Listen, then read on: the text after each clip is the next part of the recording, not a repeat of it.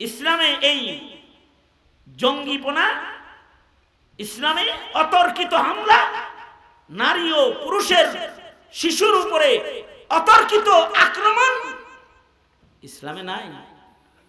হ্যাঁ, ইসলামে জিহাদ ফি সাবিলিল্লাহ আছে, জমিনের ইসলামে মজলুম হওয়ার বিধান আছে, জালেম হওয়ার বিধান নেই। এবং মজলুমের দোয়া কবুল করেন আল্লাহ তাআলা, তখন মদদ পাঠান আল্লাহ। কারণ মজলুমের সাথে কে? জোরে আওয়াজ করে বলেন, মজলুমের সাথে কে? আল্লাহ। তবে ইসলামে জুলুম করার বিধান নাই, কিন্তু ইসলামে জমিনের জুলম ও সিতম বন্ধ করার জন্য যুদ্ধের বিধান আছে। যেমন মুক্তি যোদ্ধারা বাংলাদেশে হানাদারদের জুলুম অত্যাচার বন্ধ করার জন্য নিজের হাতে যা ছিল তাই নিয়ে ময়দানে নেমে গিয়েছিল। ৭১-এ বাংলাদেশ স্বাধীন হয়েছে জুলুম বন্ধ করার জন্য। ঠিক কিনা যারা আওয়াজ করে বলেন, জুলুম বন্ধ করার জন্য। তোমার ঘরের ভেতরে মুক্তিযোদ্ধা আছে, তোমার মাথা খারাপ তাই সবার মাথা খারাপ না। সময় মতো গর্জে উঠবে বীর মুজাহিদ, থামায় তখন থামায়, ওয়েট এন্ড সি, অপেক্ষা করো, তখন থামায়। আমরা মজলুম জবানে তালা দিয়েছো, তালা দিয়ে দিলাম, কিন্তু প্রস্তুত থাকো। মুহতারাম হাজরিন, হেফাজতে ইসলাম বাংলাদেশের ব্যানারে ইসলামের জন্য যারা রক্ত দিয়েছে, আল্লাহ তাদেরকে শাহাদাতের মাকাম দান করুন। যারা মাজলুম তাদের জবানকে আল্লাহ তাআলা মুস্তাজাবুদ দাওয়ার জবান বানায়া দেন। বলুন আমিন। মুস্তাজাবুদ দাওয়ার জবান বানায়া দেন। এই কিছু কথা, ওলি বনো, ওলি বনো, ওলি হয়ে কবরে যাও। ওলি হওয়ার মৌসুম রমাজান, এটাকে কাজে লাগাও। ওইটাই দাওয়াত যুব সমাজে, ওইটাই দাওয়াত আমার বাপ দাদারা যারা মুরব্বীরা বসছেন তাদের, যে ওলি হয়ে কবরে যাই ইনশাআল্লাহ। বলি, আওয়াজ করে বলি ইনশাআল্লাহ। রাজি না ইনশাআল্লাহ? ইয়া আল্লাহ, রাজনৈতিক মতাদর্শের ব্যবধান হওয়ার কারণে ভাই ভাইয়ের উপরে জুলুম করবেন। পিঁপড়ার উপরেও জুলুম করা যায় না, ইনসানের উপরে তো প্রশ্নই আসে না।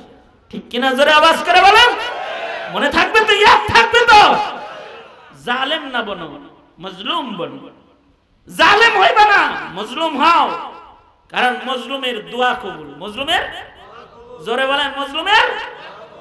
মনে রাখতে হবে, জালেমের জুলুমের রাজত্ব বেশি দিন থাকে না। আজরাইল তারেও ধরে, কখনো ল্যাংরা মশা হয়ে ধরে, কখনো পানির ঢেউ হয়ে ধরে, কখনো ঘূর্ণিঝড় হয়ে ধরে, কখনো করোনা হয়ে ধরে।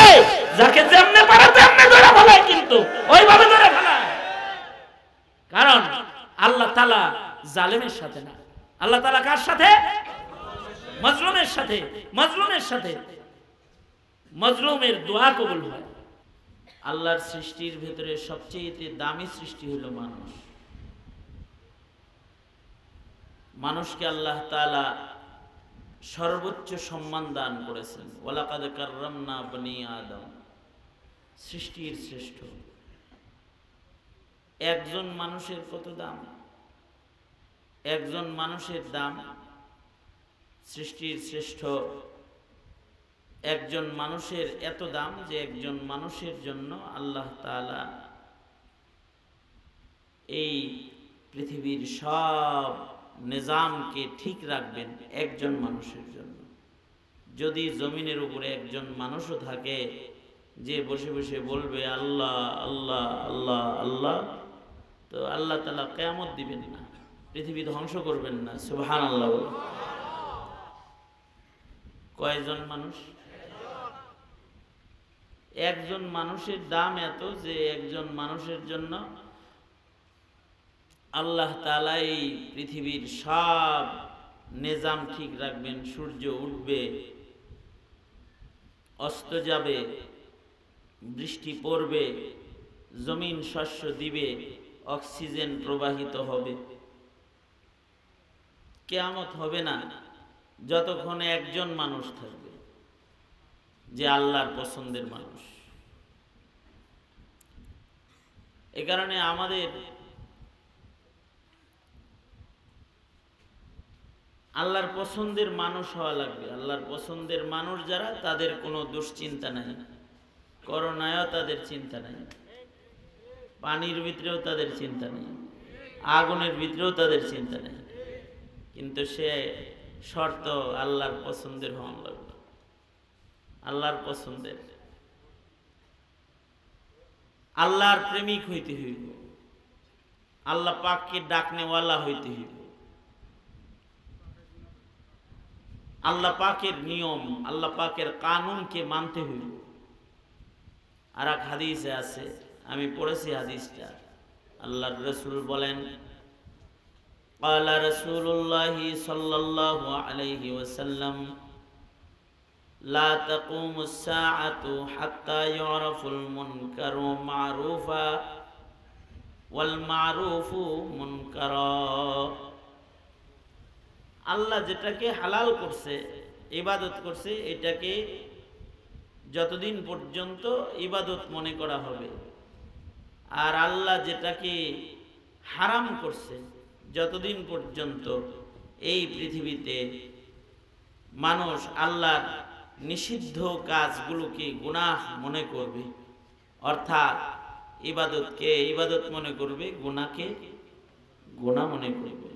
বলেন, ইবাদতকে ইবাদত মনে করবে, গুনাহকে গুনাহ মনে করবে।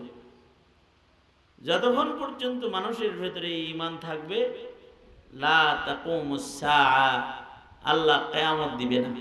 সুবহানাল্লাহ বলেন। আল্লাহ তাআলা যেটাকে ইবাদত হিসেবে দিয়েছেন, এটাকে কি মনে করতে হবে? ইবাদত মনে করতে হবে। যেমন নামাজ পড়া ইবাদত, রমজান মাস আসতেছে, রোজা রাখা কি বলেন? কেউ যদি ইবাদতকে ইবাদত মনে করে, ইবাদতকে যদি খালি সম্মান করে, তাতে আল্লাহ তাআলা তার দুঃখ যাতনা দূর করে এবং তাকে আল্লাহ তাআলা সুখের জান্নাতের মেহমান হিসেবে আল্লাহ তাআলা তাকে জায়গা দান করে। যদি ইবাদতকে ইবাদত মনে করে, ওলাও কাফেরা, যদি কাফেরও হয়, তাহলে তাকে আল্লাহ তাআলা এর বদলায় ঈমানের নিয়ামত দান করে। এক মুশরিক মারা গেছে, এলাকার বুজুর্গ স্বপ্নে দেখতেছে যে মুশরিকটা আল্লাহর জান্নাতের ভিতরে ঘুরবার লাগছে, আল্লাহর জান্নাতে ঘুরতেছে মুশরিক। আল্লাহর ওলি জিজ্ঞাসা করলেন, তুমি তো মুমিন ছিল না, তুমি জান্নাতের বাসিন্দা কেমনে হইলে? তো সে বলে, শারিক ইসলাম ইবাদতকে সম্মান করে আমি জান্নাত পেয়েছি, অর্থাৎ মৃত্যুর আগে আল্লাহ তাআলা আমাকে খাতেমা বিল খায়ের দান করেছেন, আমাকে আল্লাহ তাআলা ঈমানের মৃত্যু নসিব করেছেন, আমার মরণটা ঈমানের সাথে হয়েছে, তো আমি এখন জান্নাত পেয়ে গেছি। কারণ হলো মারুফ কি মারুফ মনে করেছি, ইবাদতকে ইবাদতের মর্যাদা একদিন দিয়েছি। কেমনে? আমার বাড়ি ছিল মুসলমান মহল্লায়, রোজার মাসে সব মুসলমানরা রোজা রাখে,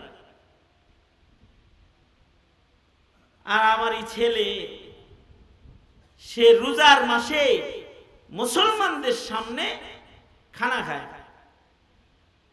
আমি আমার ছেলেকে শাসন করেছি,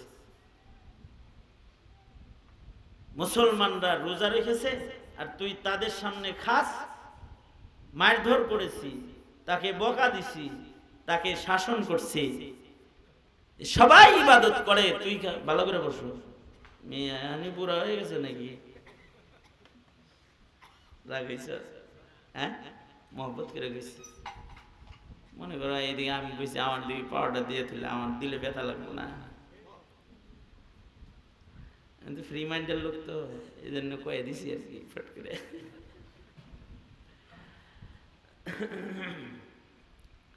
রোজার মাসে মুসলমানরা রোজা রাখছে, ছেলে আমার রোজাদারদের সামনে খায়, এ কারণে ওকে চপাটাঘাত করছি, ওরে শাসন করছি। আল্লাহর কাছে এটা খুব ভালো লাগছে, এই কারণে আল্লাহ তাআলা আমাকে মরার আগে ঈমান দান করছে, সুবহানাল্লাহ, এবং আমি জান্নাতে আছি। মারুফকে মারুফ মনে করা, ইবাদতকে ইবাদত মনে করা, গুনাহকে গুনাহ মনে করা, এইটা যদি নষ্ট হয়ে যায় তাহলে কিয়ামত হবে, কিয়ামত হবে। খালি করোনা না, আসমান দুইটা পড়বে, জমিন চৌচির হয়ে যাবে। আল্লাহ পাকের পক্ষ থেকে ইসরাফিলকে সিংহায় ফু দেওয়ার জন্য আল্লাহ নির্দেশ করে দিবে, যদি ইবাদতকে ইবাদত মনে না করে, গুনাহকে গুনাহ মনে না করে। অনেকে আছে তারা মনে করে যে ইবাদত এটা বোঝা, লোক রাস্তা সোজা, ঠিক না? ইবাদত রে বোঝা মনে করে। ইবাদতকে মনে করতে হবে ইবাদত, এটা কোনো বোঝা না। রোজার মাসায় পড়তেছে, এটা বোঝা না, বোঝা না, মাসালাটা সোজা। যারা ইবাদতের সম্মান করবে, ইবাদতকে যারা ইবাদত মনে করবে, ইবাদতকে আজমতের সাথে যারা গ্রহণ করবে, তাদের নাম আল্লাহ তাআলা ওলির দপ্তরে উঠায়া দিবি, সুবহানাল্লাহ। সব ইবাদত করার শক্তি সবার হয় না, ঠিক না? সব ইবাদত করার শক্তি সবার হয়, কিন্তু সব ইবাদতের আজমত দিলে রাখতে হবে। সবার জিহাদ করার সুযোগ হয় না, কিন্তু জিহাদের আজমত দিলে রাখতে হবে। সবার হজে যাওয়ার সুযোগ হয় না, কিন্তু হজ যে দামি ইবাদত, এটা ভিতরে বলেন বলেন। যদি অসুস্থ হয় তাহলে তার রোজা রাখার সুযোগ হবে? জান বাঁচে না, হে রোজা রাখবে, কিন্তু রোজার আজমত দিলের ভিতরে থাকতে হবে। এটা ইবাদত, এটাকে ইবাদত হিসেবেই জানতে হবে। আর একটা কথা মনে রাখতে হবে, বান্দা যখন ইবাদতে থাকে, বান্দা তখন আল্লাহর জিম্মার ভিতরে থাকে। আল্লাহর জিম্মায় কেউ থাকতে চায় তাহলে সে ইবাদতে থাকবে, সে আল্লাহর জিম্মা হয়ে যাবে, সুবহানাল্লাহ। আর যখন বান্দা গুনার ভিতরে ঢুকে যায়, শয়তানের জিম্মায় হয়ে যায়, কার জিম্মায় চলে যায়? বলেন, কার জিম্মায় যায়? আর যখন ইবাদতের ভিতরে থাকে তখন কার জিম্মায় থাকে? আমাদের মালিককে। জোরে বলেন কি? জোরে করে ডাক দেন, ইয়া আল্লাহ। বলেন ইয়া আল্লাহ, বলেন ইয়া আল্লাহ, বলেন ইয়া আল্লাহ। আল্লাহু আকবার, আল্লাহু আকবার, সুবহানাল্লাহ। এই যে কামটা করতেছি এটাও কিন্তু ইবাদত। তাসবিহ জপা এটা ইবাদত না? এই ইবাদত সব মাখলুকেরা করে। ইউসাব্বিহু লিল্লাহি মা ফিস সামাওয়াতি ওয়া মা ফিল আরদ। আসমান জমিনের ভেতরে যত মাখলুক আছে সবাই আল্লাহর নামে তাসবিহ পড়ে, আল্লাহর ইবাদত করে। কেউ যদি ইবাদত করে, সে যদি একেবারে নগণ্য হয়, আল্লাহর কাছে সে পছন্দনীয় হয়। আর কেউ যদি গুনাহ করে, সে যত বড়ই হয় আল্লাহর কাছে সে জঘন্য হয়। গুনাহগার আল্লাহর কাছে জঘন্য, নিকৃষ্ট। আর ইবাদতকারী আল্লাহর কাছে উৎকৃষ্ট। ইবাদতকারী আল্লাহর কাছে উৎকৃষ্ট। ইবাদতের সিফাত, ইবাদতের গুণ যার ভেতরে থাকবে সে আল্লাহর কাছে উৎকৃষ্ট। আল্লাহর কাছে তার অনেক দাম, অনেক মূল্য। যদিও সে একটা পিঁপড়া হয়, পিঁপড়া ইবাদত করে, তাই ইবাদতকারী পিপিলিকারও আল্লাহর কাছে একটা দাম আছে। যেমন এক পয়গম্বর গাছের ছায়ার নিচে ঘুম পাড়তেছে, পয়গম্বরে পিঁপড়ায় কামড় দিচ্ছে। পিঁপড়া তো আল্লাহ বানাইছে অনেক, এক গর্তের ভিতরে যতগুলো পিঁপড়া আছে মুরাদনগর থানায় অতগুলো মানুষ না, ঠিক না? নাকি কোন আপনাদের কি অভিমত? এক গর্তের ভিতরে যেই পরিমাণ পিঁপড়া আছে অতগুলো মানুষও তো মুরাদনগর থানায় নাই। কোন কোন বড় পিঁপড়ার বন যদি হয়, যে পিঁপড়ার বাসা বিশাল বড় বাসা, ওটার ভিতরে এত পিঁপড়া আছে যত পিঁপড়া জেলায় নাই অতগুলো মানুষ। অত একটা গর্তের ভিতরে আল্লাহর এই এতগুলো মাখলুক থাকে। আল্লাহ সবাই রে পালতেছে, ওরা সবাই আল্লাহর নামের জিকির করতেছে, আল্লাহ তাআলা শুনতেছে। আল্লাহু আকবার বলেন। পয়গম্বরকে পিঁপড়ায় কামড়াইছে, একটা পিঁপড়ায় কামড় দিচ্ছে, বুখারীতে আছে। পয়গম্বর ঠাকুরমার জুরির গল্প কইতেছি না, ঠাকুরমার জুরির গল্প না,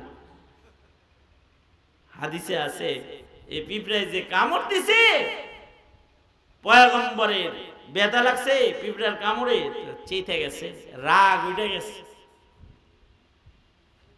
রাগে পয়গম্বর পুরা পিঁপড়ার বাসা আগুন দিয়ে জ্বালাই দিছে, পুরা পিপিলিকার বিল শুদ্ধা আগুন দিয়া জ্বালায়া পুড়াইয়া দিছে। সাথে সাথে আল্লাহ তাআলা এই পয়গম্বরকে ওহী পাঠাইছেন। এই পয়গম্বরকে আল্লাহ তাআলা ধমকি দিছে, ধমকি দিয়া বলে তোমাকে একটা পিঁপড়ায় কামড় দিছে আর তুমি সব পিঁপড়াগুলারে হালাকতাল উম্মাহ, তোমারে একটা পিঁপড়ায় কামড় দিছে আর তুমি পিঁপড়ার পুরা বাসা আগুন দিয়া জ্বালাইলাম। কামটা ঠিক করতে করো নাই তুমি, অথচ তারা আমার নামের জিকির করতেছিল, এই পিঁপড়াগুলা আমার নামের তাসবিহ পড়তেছিল। আল্লাহু আকবার জোরে বলেন। আরে পিঁপড়াও তাসবিহ পড়ে, আমরা একটু পড়ি না? জোরে কোন আল্লাহু আকবার। সবাই মিলা বলেন সুবহানাল্লাহ, সবাই মিলা বলেন আলহামদুলিল্লাহ, বলেন লা ইলাহা ইল্লাল্লাহ, আল্লাহু আকবার। তাসবিহ জোরে বলেন আল্লাহু আকবার। কিছু কিছু তাসবিহ জোরে বলা সুন্নাত, তার ভিতরে একটা সুন্নত তাসবিহ জোরে বলা সুন্নত হলো আল্লাহু আকবার। জোরে বলেন। আজানের ভিতরে আল্লাহু আকবার বলে আস্তে কয় না জোরে কয়? হ্যাঁ, মুয়াজ্জিন সাহেব আস্তে আল্লাহু আকবার বলে না জোরে বলে? ইমাম সাহেব নামাজে আল্লাহু আকবার বলে আস্তে বলে না জোরে বলে?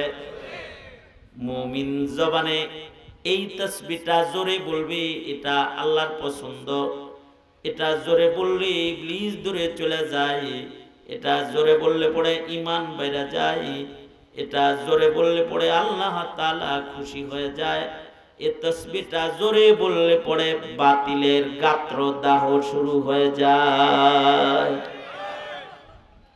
এই কারণে নারায়ে তাকবীর আল্লাহু আকবার যখন কয়, কাফিররা মুশরিকরা বদ্দিনরা খালি জ্বলে, এত জোরে কয় কে, এত জোরে কয় কে, চেতলো কে, এরকম বলে, ঠিক না?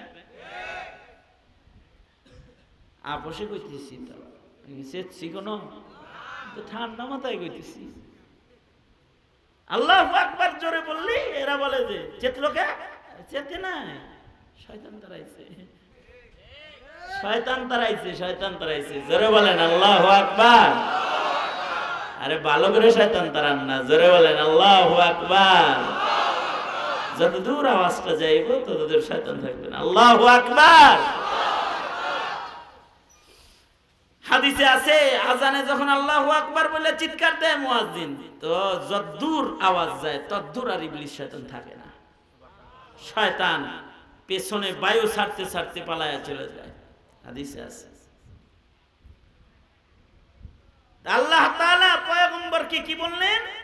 যে তোমাকে কামড় দিছে একটা পিঁপড়ায়, তুমি সবাইরে মারলা কেন? এমনিতে ফিকহের কিতাবে আছে, যারা রেসা কোনো জানোয়ার কেউ, অর্থাৎ যে সকল জীব জানোয়ারে মানুষে কষ্ট দেয়, যেমন পিঁপড়া, বিচ্ছু, সাপ, এরা কি মানুষরা আদর করে? বাঘ বাঘে আদর করে? সাপ, সাপের বিষ কামড় দিলে হায়াত বাড়ে নাকি করে? কামড় দিলে মানুষ মরে। এই যে বিষাক্ত প্রাণী যেগুলো আছে, বিষাক্ত প্রাণী যেগুলো ফিকহের কিতাবে আছে, কোন বিষাক্ত হিংস্র প্রাণীকেও আগুন দিয়ে পুড়ায়া হত্যা করার বিধান ইসলামে নাই, ইসলামে নাই। এবার বলেন তো এই পাশে টিউবওয়েলটা কি? হ্যাঁ, এই টিউবওয়েলটা এখন বন্ধ রাখ, কয়েক মিনিট, আমি অল্প সময় কথা বলবো ইনশাআল্লাহ, লম্বা কথা বলবো না। এই করোনা ভরণে এত ওয়াজ করে নাকি? সংক্ষেপে কিছু কথা বুঝে গেলেই হয়ে যায়। দোনা হাত উপরে তোলেন তো, কথাগুলো ভালো করে শুনে যেতে হইব, তাইলে ফায়দা হইব ইনশাআল্লাহ। সোজা করেন, সোজা করেন, আঙুল খোলেন, নাড়াচাড়া দেন, দেখি কি সুন্দর দেখা যায়। আল্লাহু আকবার বলেন, আওয়াজ করে বলেন, নারায়ে তাকবীর, নারায়ে তাকবীর।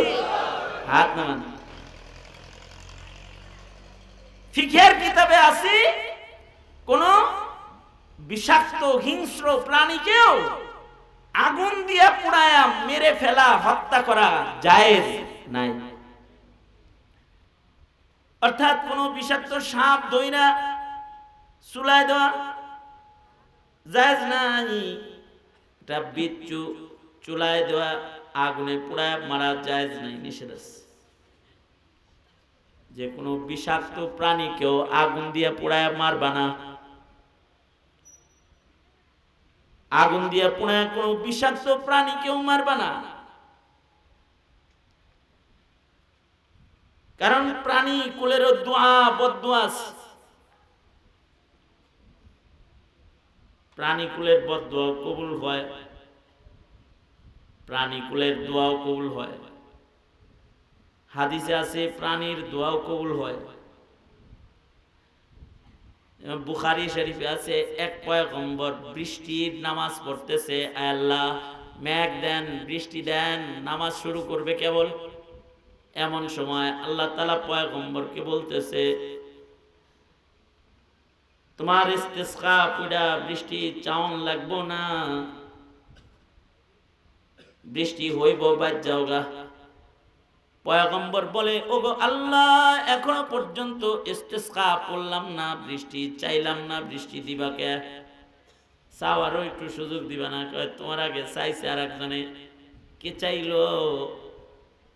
কয়েক দল পিঁপড়া গর্তের থেকে মাঠে আসছিল,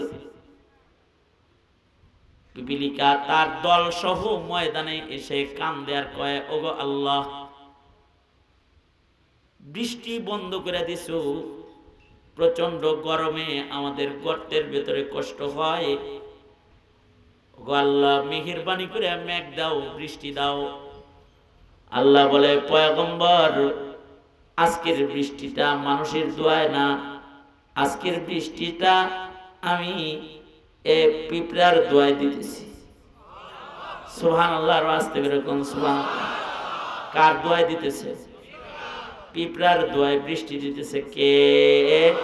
কারণ পিঁপড়ার খালেক কে? পিঁপড়ার মালিক কে? পিঁপড়ারে খাওয়ায় কে? পিঁপড়ার দোয়াও কবুল হয়, আবার পিপিলিকার বদদোয়াও কবুল হয়। এমনকি পাখির দোয়া বদদোয়া, পাখি পাখি পাখি যদি বদদোয়া করে কারোর জন্য, তাহলে ওটা লেগে যায়, আর পাখি যদি দোয়া করে ওইটাও লেগে যায়। হাদিসে আছে, আল্লাহর রাসূল সাহাবীদের নিয়ে যাইতেছে, একটা মা পাখি সাহাবীদের জামাতের মাথার উপরে উঠতেছে আর কাঁদতেছে, কিচির মিচির কাঁদতেছে। আল্লাহর রাসূল বলেন, এই সাহাবীরা, তোমরা কেউ কি এই মা পাখিটার বাচ্চা আনছ? সাহাবীদের ভেতর থেকে একজন কয়, এই পাখির বাচ্চা বাসার থেকে লয়ে এসেছি, খুব সুন্দর। আল্লাহর রাসূল সাল্লাল্লাহু আলাইহি ওয়াসাল্লামের কাছে চাদরের ভেতর থেকে বাচ্চা বের করে দিছে। হাবিবে কিবরিয়া মুহাম্মাদুর রাসূলুল্লাহ সাল্লাল্লাহু আলাইহি ওয়াসাল্লাম বলে, এই সাহাবী, মায়ের বাচ্চা লয়ে আইছস, মার কষ্ট লাগতেছে না? যা বাচ্চাটা মার কোলে ফেরত দিয়া, কারণ এই বাচ্চার কারণে ওর মার কষ্ট লাগতেছে। এই যদি আল্লাহর কাছে চলে যায় তাহলে ধরা খেয়ে যায়, আর যদি এই প্রাণীগুলো বদদুয়া করে তাহলে ওটা কবুল হয়ে যাবে, ওদের কাছে মাপ লইতে পারবি না। ওর ভাষা তুই বুঝবি না, তোর ভাষা ও বুঝবে না। কি লেগা পাখিরে কষ্ট দাও? আল্লাহর রাসূল একটা পাখির বাচ্চা এই না পাখিরে কষ্ট দিতে মানা করছে, আর তুমি